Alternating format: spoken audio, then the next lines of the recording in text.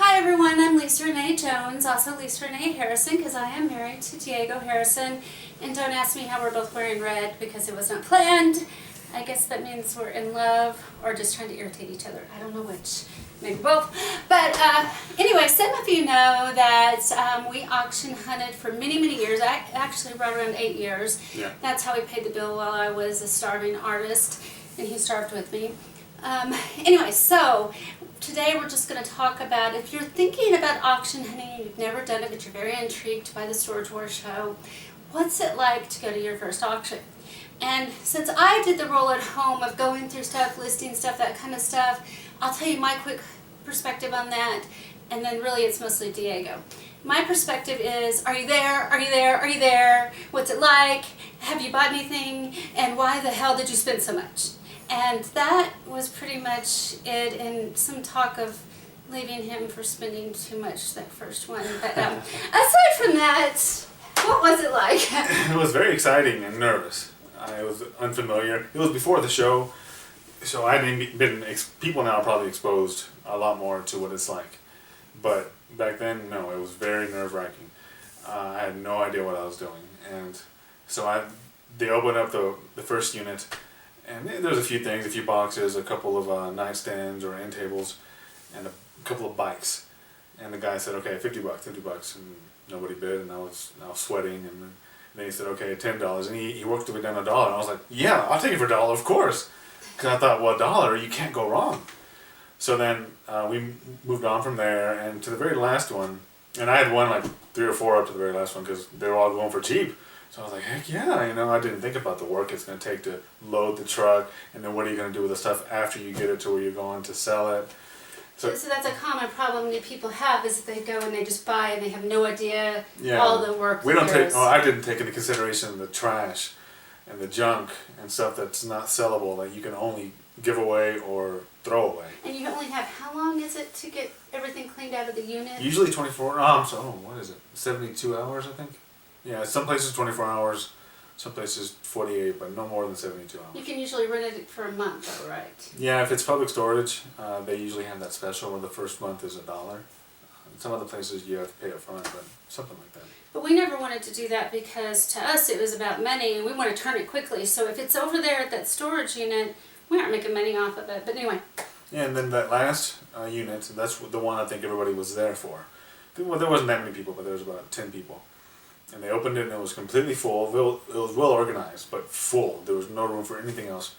It was all wooden furniture, and you could tell it was quality wood. There was boxes that were still taped. And those nice boxes, the boxes that you pay for, not the recycled boxes from Walmart or one of those, fruit boxes or whatever. So now I know that means that it's somebody took care of this. They took care of packing it, and it mattered to them. So anyway, we started bidding, and of course I didn't know what I was doing. So I just kept bidding against this other guy. It gets very competitive. Yeah, this other guy, a few people dropped out, and it was just me and this other guy, and he kept bidding, and I kept bidding, and I was like, well, heck, screw you, you're not going to outbid me. And we had agreed $300. Yeah, that was out the door. Yeah. So the bid got all the way up to $800, and I won. That's when I did the whole, what the hell were you thinking? How are we going to pay the bills? What are we going to do? And then he made this smart-ass comment. And man, you could ask his family. He does smart-ass better than anyone on the planet. And So we fuming. tell him about it. Well, and this is where he gloats even now, years later, right? Yeah, that unit turned out to be very profitable. We made thousands of dollars on it. In a week. Very fast. It did save his life. It saved his life. No, I'm not kidding. It really did. Yeah, but anyway, we were talking before we started the video a little bit about what were things that you might look for whenever you go as a new person that you didn't know to bid, and like people trying to intimidate you. That happens a lot. Yeah, for first time auction goers, I would recommend you go with a friend. Not necessarily somebody that had experience. That'd be great if they did, but even if they didn't, just if you're on alone, that kind of helps ease the nerves a little bit. Although I have to caution you that he had one friend that he went with a lot who always encouraged him to bid more. Make sure you don't have a friend like that, because sometimes that was a downfall. Yeah. And if you're a woman, how does it differ for a woman that you saw, that you observed? I think for the most part it's about equal, but I think women can actually get away with being a little more aggressive. Sometimes guys won't view them as such competition as they would another guy. I personally will tell you that even though I didn't go and do the storage bidding, we started out trying to bid on cars. There's a lot of cars that go to the auction as well, and different kinds of auctions. And so I went to an auction on my own. And man, I worked the whole woman thing. Can you help me? I don't know what that car's worth. And they didn't want to bid against me because I did the whole innocent girl thing and they helped me. So man, I would milk that and work it as long as I could. Or I'm really fretting, do I dare spend that much money? And then they're not going to bid against you. So, I mean, that sounds terrible, but you know, it's the same thing I did when I waited tables when I was younger. I pretended to be new way, way beyond being new. So, milk it, girl, milk it, right? Any other things other than when you open the unit, just really quickly, what are the things that you learn to look for that would make you not bid or that would make you want to bid? Well, like I said earlier in this segment, that if you see boxes that are obviously that come from like Home Depot and they're new, they aren't all beat up and used like 20 different times. There's pieces of tape already ripped up and everything.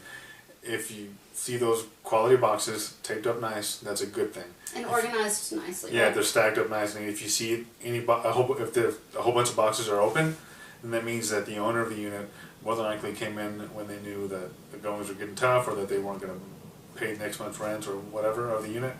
So they got all the stuff that was good, and they left all the crap. And that's so. Remember, look for open boxes. That's a bad thing. Probably 8 times out of 10, it's bad. And one thing that I will say that we learned whenever we got a movie poster unit with a bunch of World War II stuff, which ended up being a gold mine, it was so much dust. But one of the things that ultimately meant was that it was a very old, and there was some really good collectible stuff in there. Yeah. So a unit with a lot of dust that's really old, and a lot of people looked at that unit and went, oh, that's a lot of work, you know, that's a lot of dust. But that was jackpot for us. Right. Anyway, anything else? Any last minute tips as far as if you're going the first time yourself? Always take cash, because you have to have cash. They won't take credit cards. Some places take credit cards, but more cash only. And what about for the auctioneer himself? Is there anything they need to know?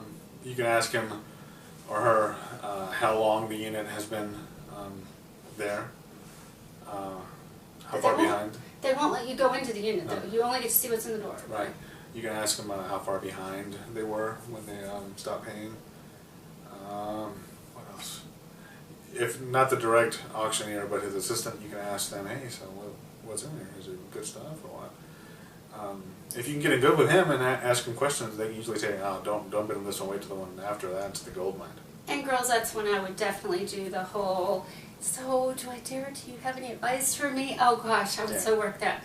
But anyway, so that is it for today, but we will have many, many more tips, 8 years of experience, and one of the next videos will be about regional differences, because we did Texas, New York, and Colorado, and then how to pick which ones you want to go to, you know, the auctions at which facilities. Yep. Okay, bye everyone.